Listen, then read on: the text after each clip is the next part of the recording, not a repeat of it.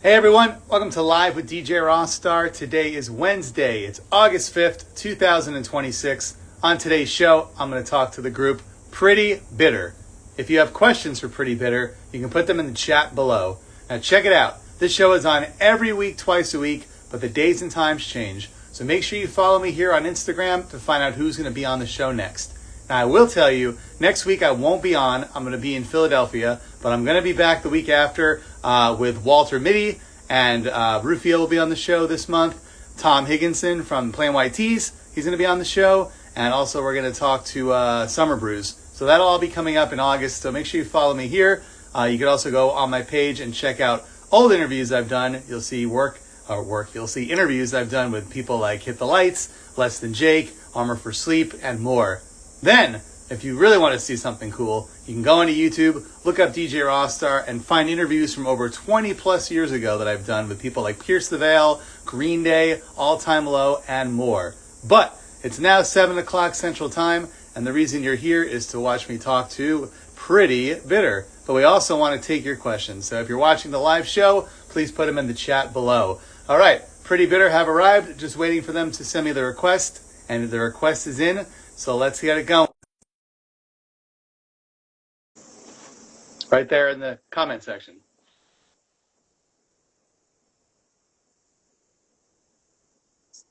Hello. Hey, how's it going? How are you? Good. How are you? I like that you got the fan on. I immediately noticed that. Yeah, we are here in our mostly empty apartment. We're sitting on an air mattress right now. You tell me you just moved into this apartment, correct? Yeah, 3 days ago. Is this a known thing, or do your supporters not know that you left town and went somewhere else? No, well, at least DC knows that we left. We had a big old goodbye party, and likely are coming back soon to say hello again. Now, I used to live in DC, but over 20 years ago. Did you ever play the Black Cat? Is that still a popular spot to play? Oh yeah. I was working there right up until we moved also. Nice. So I was there in the early 2000s because I'm old. I saw a Story of the Year play there, and I think Sugar Cult and the Suicide Machines. A lot of good shows. Wow. Sugar Cult. That's a name I haven't heard in a very long time. So where are you located right now? Where are we talking from? We're in Avondale, Chicago. Yeah. So why the move there? Do you have family there? Is this where the music business is taking you? I don't know. We came here together for the first time in like 2024, and we just immediately fell in love with it. Like specifically this neighborhood, but the city as a whole. And every time that we've been back since, we've just fallen in love with it more. So I haven't moved since I was 17 from Texas to like the DC area. And Miri'd been there her whole life. So we kind of just we decided like the next chapter would just be in the city. And there's nothing wrong with that. Like I told you before in the DMs, I'm from New York. I lived in LA for 20 years. I took a detour and ended up in Nashville for 5 years, and now I'm here in Austin, Texas. Yeah, well, and you're in my hometown now. Yes, it's really hot out. I do this on my porch like a weirdo, and so it's like 98 degrees every time I go live. Oh, no. We love Austin, though. I love them. I love it out here, and sometimes, it's inspiring when you move somewhere else, and hopefully that'll happen to you. Yeah. Yeah, I'm loving the weather here so far, which is a nice little change from living on top of a swamp. Yeah. So where's the rest of the band? Are they still in DC? Yes. Yeah, Virginia and DC. How's that gonna work? So we actually, before the most recent album that we put out, mostly we're doing like kind of remote collaboration anyway, because the first one that we wrote all together was during the pandemic, so we kind of had to. So we're pretty used to it. We were writing together a whole lot before we left the area. Like we really tried to make use of the time that we were in the same area. Yeah, sure. But both of them like traveling and like Chicago, and we miss DC already. So we're going to do a little bit of like traveling back and forth, but also a bunch of Zoom calls. I don't blame you. Like I said, I lived in Nashville, and my favorite part was that I could drive only 7 hours and get to Chicago. Yep, exactly. Yeah. It looks like the future if you haven't been there and you're watching. Every building is so nice and everything looks so futuristic, like I said. Well, it's such a big city where like I feel like DC and Maryland, like I don't know, throughout my 13 years there, I think I saw a good amount of it. But Yeah. Chicago, I feel like it's going to take a couple of years to even like breach the surface Yeah. of how big it is. DC is a small town trying to act like a big city, Yeah. but Chicago is like, yeah, we're in the big leagues now. That's exactly how I felt about Nashville, except not only is it a small town, but they only cater to tourists. There's really nothing for people to do that Yeah. live there. Yeah, we went for the very first time, like a few months ago. And that was, yeah, it was. Yeah. It's cool for like a weekend if you love live music, but if, the art museum is really not good there and the food is not good there. There's really nothing else to do. Anyway, I'm loving it here in Austin. Like I told you, there's so much to do. I've been here a year and a month. Every weekend there's like 100 things going on. I've never seen such an active city. Yeah. Well, also, I mean, the DIY scene in Austin, it's the coolest thing to me that it just never falters. Like it was going strong when I was, a teenager and going to house shows, and it's still just as strong with like bands that have been in the game for 10 years, but also in the same community with people who, started it right out of high school, like 6 months ago. And I think it's the coolest thing that it's just as strong as when I was growing up there. So I love keeping up with Austin scene. Now, have you played here with the Pretty Bitter? We did, yeah. This past year, actually, the very first time since I was in my high school band. Wow. But yeah, we played an unofficial South by showcase. Yeah. In March. Okay, I was roaming around then. I got to see Alanis Morissette. That was a cool show. Oh, that's cool. I love Alanis. That's God to me. That was fun.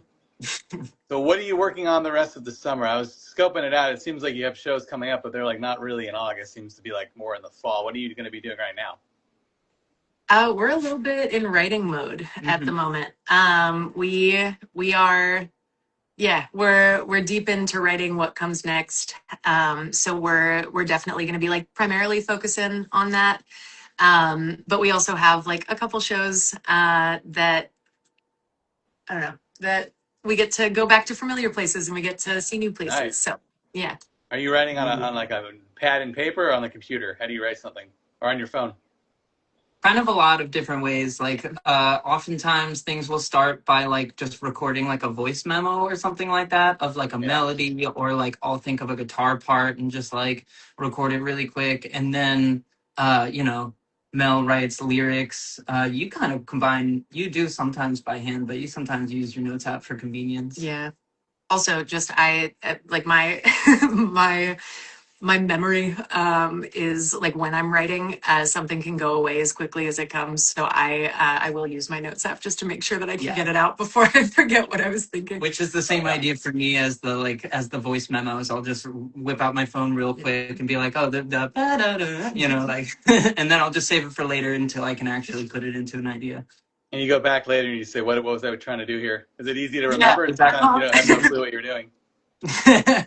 Like I had an idea for a whole song that came off of this 2 seconds. I've gotten smart about that, especially with like guitar or bass parts. I'll like record a video of myself playing it rather than just a voice memo, so that way I can watch what my hands are doing. That is a really good idea. So you know the chords too. Yeah. But a lot of texting voice memos back and forth between the four of us. Yeah. By the way, I just noticed you have an eyebrow ring. I think that's cool. I haven't seen an eyebrow ring in like 20 years, maybe more. That's do. Awesome. Thank you. Yeah, Did you see somebody else that inspired that, or you just felt like doing that? Because it's like that's like a '90s thing, honestly. No, I just really, really wanted one. I there was like I had a babysitter when I was young that had one, and I was like, that's the coolest thing a person can have. And I had it on the other side, and it got ripped out in a pit. And then I like missed it as soon as it was gone, so I just got the other one done. Oh, what pit were you in? I want to hear this story. I actually don't remember. It might have been the Austin Pup Pit. Was it? It might have been. Wait, I thought, was it not rock climbing? No, that was my older brother had an eyebrow ring, and his got torn out when he was rock climbing one time. I remember. I thought I had been in hot pits my whole life, but this last weekend I went to San Antonio to see Story of the Year, and it was an outside show, and that was my first time actually being hot. Every other time I thought I was hot, I was not correct. I had friends who were at that show, and I got pictures sent to me of like I thought that it had rained, but it was just like walking out of the pit. Yeah, I was like in the second row of people too, so the pit was right next to me. I didn't get in it, but I was close enough. Yeah, Texas pits. I can't, like, I'm 31 now. I can't do that. There's no, that my body No, is I not don't. built for that kind of I heat. only do that for very few bands, but I feel like Story of the Year is so good live. I can't watch them from the back. I won't feel like the same excitement. So I had to be up For there. sure. I don't Yeah, know who Yeah. you are. You the are you front like one that with also was anybody? The two of you, fast. like who are bands that you would do that for? Like you'd still go early or go in the front at this point? Oh man. I feel like, I've gotten very picky about it in my in what I consider my old age. You know, it's Are you like so also much are you harder also to bounce 31? back. Honestly, I'm yeah, 32. I do it for Death Ah, Cab though. I would stand for hours for Death Cab. I feel like there's a nice little list of, like, I went to go see Rilo Kiley for the first time this past year. And it was in like a seated theater, and I it felt so unnatural to me because like it for all I wanted to be doing was standing up and yeah, moving closer. And it was in this that's a like, reunion tour and everything. yeah, yeah. And I like everything in my body told me to like stand up and walk down. But it's like this tiered theater, and you follow You, the rules. you As know they it's weird. say, You know it's weird. I went to see Sum 41 play their final show, but I was in Nashville and it was at the Ryman, which is all seats. Really strange.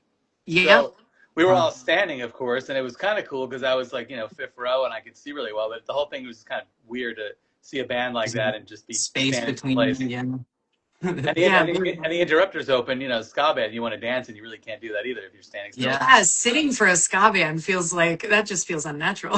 yeah. Yeah. So I don't know, I'm 44 honestly, and I still like standing and going up front. I'm not ready to sit down quite yet. But I guess that's Yeah. good. I I will know where say I, the I last haven't. the last mosh pit I went into was Anita Velveeta, I don't even and know what that is, but I'm gonna look it up.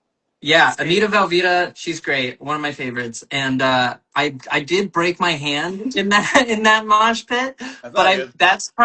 that is like she's one of the artists that I would probably go back in the pit for as much as I can until it just kills me to do I was so. gonna say you might need your hand to like play guitar. Yeah. Just a little. Yeah. Were you not able to for a while? You actually broke your hand. No, so funny story actually. I was like in the middle of a tour where I was playing drums when this happened, and I just had to finish the tour. I kept playing drums. I just like, you know, I made it work. She did though. It was on the way back, and she like knew that she had shows a couple days later, and she braced her hand with those wood coffee sticks. Sir, yeah, from the hotel coffee The really thin station. ones. Yeah, Yeah. yeah, the really thin ones, and it was just That's like not 12 safe. of them on her hand taped around. Oh, It's it like hurt really bad to I answer think in that school you used to make like the popsicle bridge, and just like glue them all together. question. Yeah. By the way, we are live. If you're watching this live, if you want to chat with us, you can send questions. Steve wants to know how bad did it hurt when you broke your hand? Like really, really bad. I was like really not doing well. I like so first like I went into shock. I came back out of the pit and I like went to found Mel and I was like so I fell and I like hurt my hand a little bit, but like and like I hold it up and they're like, how bad is it? And I like hold it up and my hand is just like fully just shaking like this. Yeah. Yeah, I had to go outside and like drink some water, sit down. I definitely like didn't feel the actual physical pain for like like an hour probably. Wow. Well, I hope you don't break your hand this summer. Yeah, me neither. Me You too. need to write these songs. This is why I don't do mosh pits anymore. That's what I'm saying. I don't bounce back like I used to. Are you trying to reach a goal like by Fest in October to play new songs or the show in November? Or what is that what you're working on? Kind Yeah. of. Yeah, Yeah. we're hoping to debut at least a couple of them at some of these fall and winter shows that we might have coming up. Yeah. Oh, there's more. Yeah, you can't tell me. Not going to reveal. Oh yeah, I might have said too much already, to be No, honest. not at all. We're trying to go to places we've been before and see people we've seen before. So, if people are watching and they haven't heard anything by you, how much is there out there to collect? How many full lengths? How many EPs? If they wanted to get every single song that's available. So we have two full length albums out. Hinges was first in 2022, Mhm. and then Pleaser came in 2025. 20. Yes, 20. Sorry. And in between then, we did a split an EP with one of our favorite DC bands, some good friends of ours, Flower Bomb. Okay. Yeah. That was recorded here in Chicago, actually. So was Pleaser. Yes, and so was Pleaser. And also there was also some singles, I think, right in between. There were some, yeah, there are a handful of singles that are in there. A few of us were in a different band before we were Pretty Bitter. So there was a period of time where there were a couple singles from that previous band that would like show up. So there's some hidden stuff that you can find if you look for it. But there are, yeah, handful of singles that came out between like the release of our first record and that split. So if we go into like Discogs, is all of this in physical form, or a lot of these are just online only? Most of them are actually only online. We have Pleaser is where we really started to do that physical game. Yeah. We just really couldn't afford it before that, to be honest. We had some for the split that we did, but that was like very much limited run for both us and Flower Bomb for like the tiny tours that we were doing around the time, but also like we had a big old fun release show. So we made some limited physicals for that one. Yes. So that may show up on Discogs one day in 20 years for like $1,000. So look out for that. Someone's got them. I hate promoting that site because it's like it's almost like still a secret to most people. They just go to eBay to look for rare stuff, and I find all the rare stuff I want on Discogs usually. So I'm gonna stop talking about it. I don't know. Yeah, Discogs who? I don't know how to spell that. What you're talking about. Yeah. So we'll talk for 5 more minutes. See, I'm getting so hot out here. You remember the Texas summers?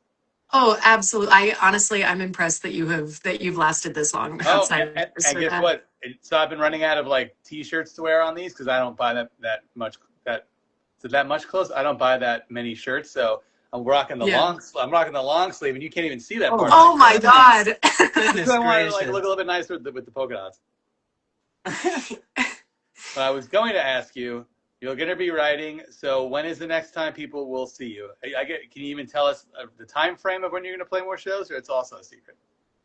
Yeah, I would say around winter time, like looking out for that. But we also, this one's already announced. We get to go to Cincinnati in like the day after Thanksgiving for some really cool stuff with Jack K's. So we are playing like a little one-off show. Yeah, Jack's Jam. It's a fundraiser also, and like a bunch of really cool stuff going on there. So we're excited to be back in Ohio. As a band, we really love Ohio. So I really love Ohio. that show's gonna be really sick. I say a lot of bands I've been talking to lately are either from Ohio or from Pennsylvania, which is next to Ohio. So yeah, Ohio has some great things going on. Yeah, 100%. So you mentioned you had friends in DC, like was it Flower Bomb? So do you have friends in Chicago, or do you not know anyone?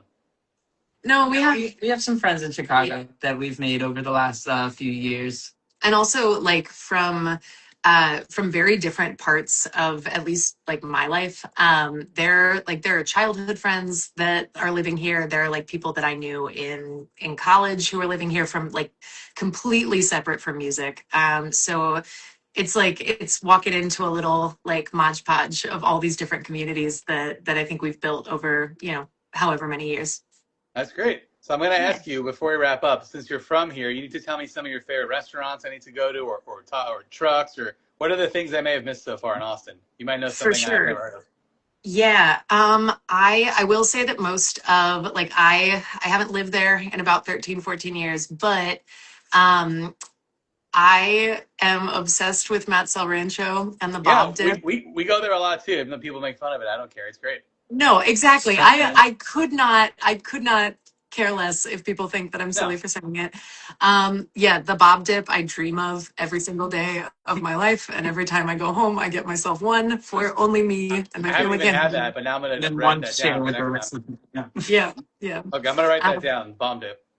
Oh yeah. Bob. Yeah. Oh yeah, Bob Dip. Bob Dip. Okay. Yeah, it's got like it's guacamole and it's queso and it's great.